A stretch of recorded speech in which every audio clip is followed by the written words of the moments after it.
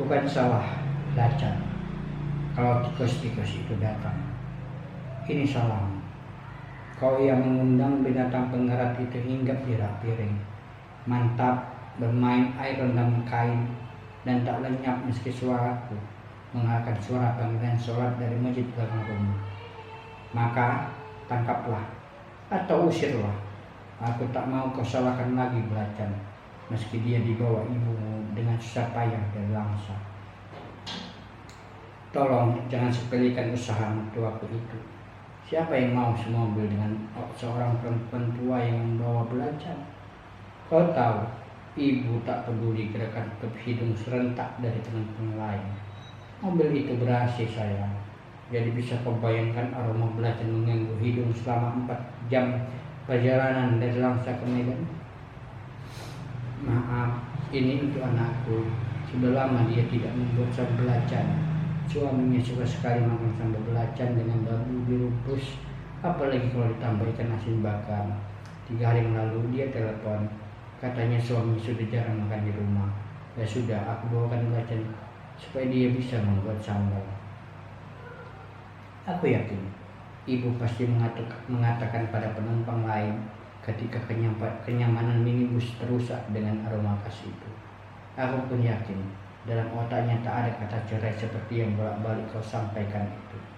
Baginya pernikahan itu urusan Tuhan dan cerai bagian manusia. Jadi ketika ada pasangan yang bercerai, maka dia menentang Tuhan. Lalu kenapa manusia bercerai?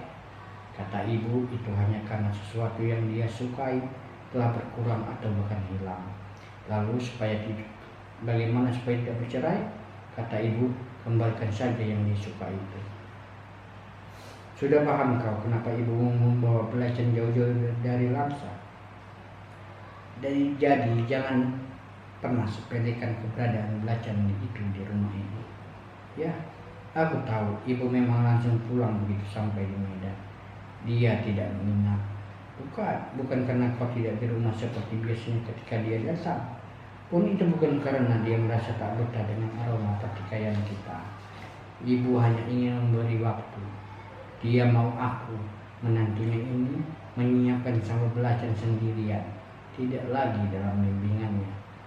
Dia mau aku tepat memilih berapa siung bawang merah untuk segenggam cabai rawit dan beberapa potong cabai merah. Pun dia mau aku bisa menakar berapa banyak garam agar tak terlalu asin. Termasuk dia mau aku tak lupa kalau belacan itu harus dibakar sebelum dicampur dengan semua cabai dan garam hingga digiling bersamaan. Ingat, bersamaan. Lalu ibu juga mau, aku yakin, memeraskan satu buah jeruk nipis di sambal yang telah halus agar lebih segar dan berair. Sambal yang pas itu yang asin dan asamnya sesuai dengan pedasnya nak. Ya, itu kalimat sakti ibu. Kau tahu itu? Aku yakin tidak. Kenapa? Ya karena kau hanya suka tanpa tahu sebab. Bagimu sambal belacan memang nikmat hingga bisa membuatmu makan berpiring-piring nasi. Tapi kau hanya seorang penyantap yang terlena sejak kuliah, tak lebih. Itulah sebab ketika pertikaian kita semakin menjadi, sambal itu tinggal belacannya saja, aromanya saja yang kau anggap. Kau jadikan biang hingga tikus-tikus menyerbu rumah. Sudah ku bilang, jangan beli belacan Medan, minta kirim sama ibu. Belacan Langsa tidak akan mengundang tikus. Itu katamu tempoh hari kan. Sumpah aku mau tertawa, tapi sudahlah, aku malu saja. Tapi apakah kau sadar tikus tak pernah masuk rumah sebelum pertikaian ada? Ya, sebelum kau tak rajin lagi membuang sampah atau menyapu makanan yang terserak, atau ketika kau mulai berani muntah di dalam rumah usai pulang dini hari dengan aroma tua yang bagiku jauh lebih mengerikan dari belacan. Muntahan itu terbiarkan berkerak di lantai, dan saat itulah tikus-tikus mulai bermunculan, bukan? Ayolah akui saja, ini bukan soal belacan yang beraroma menyengat. Ini tentangmu yang telah tak hormat. Kenapa? Oh tenang sayang, kita akan tetap bercerai. Anggap saja sambal belacan ini yang terakhir. Belacannya dari Langsa. Semoga rasanya jauh lebih nikmat hingga kau tetap ingat. Tapi sudahlah, sangat klasik jika kau katakan aku tak sedih dengan perceraian ini. Pun sangat klise kalau kau katakan sangat sedih. Nyatanya aku biasa saja. Ya, mesti kata ibu, dengan bercerai maka aku akan menjadi manusia yang tak mensyukuri nikmat Tuhan. Tapi itu kan kalimat ibumu. Ibuku beda. Baginya perceraian adalah sikap, dan manusia yang bersikap maka dia sadar dengan kekuatan yang diberikan Tuhan. Kenapa? Ya, karena sikap adalah buah pikiran, dan pikiran adalah berkah yang diberikan Tuhan.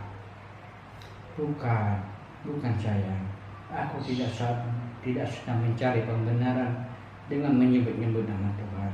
Ini soal pikiranku yang menyatakan ada yang tak benar. Otakku telah meyakini itu dan telah melalui proses yang panjang. Dari situlah muncul sikap yang kupercayai, bukan sekadar emosi.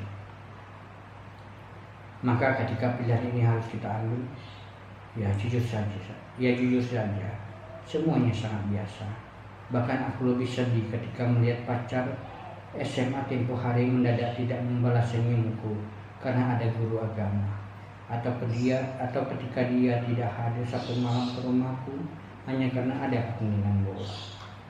Suamiku, saat ini aku hanya merasa biasa, bukan sedih, bukan marah, bukan pula menyimpan dendam hingga harus menuntaskannya di kemudian hari. Sekali lagi kukatakan, aku biasa saja. Sebiasa sikap ketika membiarkanmu tak pulang karena yang penting aku bisa tidur dengan tenang. Sebiasa tak memberi butimu yang tak lagi memberi uang bulanan karena aku memang punya pendapatan. Sebiasa tak menanyakanmu yang tak lagi menyentuh sebab jari-jari ini sudah bisa memuaskan. Itu saja. Kalaupun ada yang harus kusesalkan adalah soal belajar tadi. Bukan soal ibu yang jauh-jauh membawanya. Ini soal belajar yang selalu kau jadikan alasan. Pertama aku katakan aku tak pernah membuat sambal belacan lagi hingga kau jarang makan. Ayolah, kenapa kita tak menjadi keluarga yang normal, yang hidupnya tak selalu ditemani sambal belacan? Kalau memang makan tak bisa tanpa sambal, masih banyak sambal lain kan? Aku pernah buat sambal bawang, aku pernah buat sambal cabai hijau, aku pernah buat sambal mata, aku pernah buat sambal baja, aku pernah buat sambal tutuk, dan paling sederhananya, aku juga pernah buat sambal kecap kan.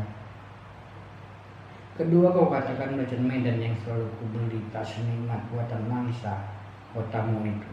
Ayolah, belacan sama saja. Dia hanya fermentasi udang dan ikan. Lalu tikus-tikus itu, dia telah merobek kebaya yang kupakai saat kita nikah tempo hari. Ya, yang berwarna putih dengan potongan rendah di bagian dadanya. Kebaya yang memang kujaga benar demi pernikahan anak perempuan kita di kemudian hari. Sayang tikus merusaknya. Untungnya anak perempuan kita tak pernah punya. Tapi kenapa jasmu tak disentuh tikus? Dia masih rapi, berplastik dan tersangkut dalam lemari.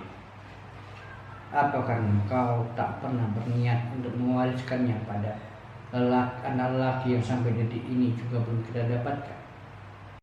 Sesal. Ya, aku memang menyesal dengan perceraian kita yang dimuarakan pada belacan. Seandainya kau memukulku dengan jurus tak bisa menghasilkan anak, mungkin akan lebih bijak. Aku pasti akan lebih sadar diri hingga kemudian mengajakmu ke dokter spesialis.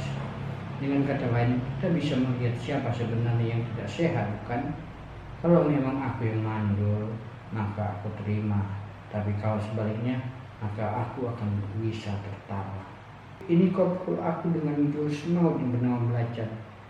Kemana aku harus mencari pembenaran?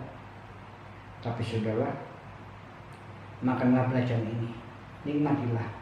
Tak ada racun yang kutambahkan. Tenang saja.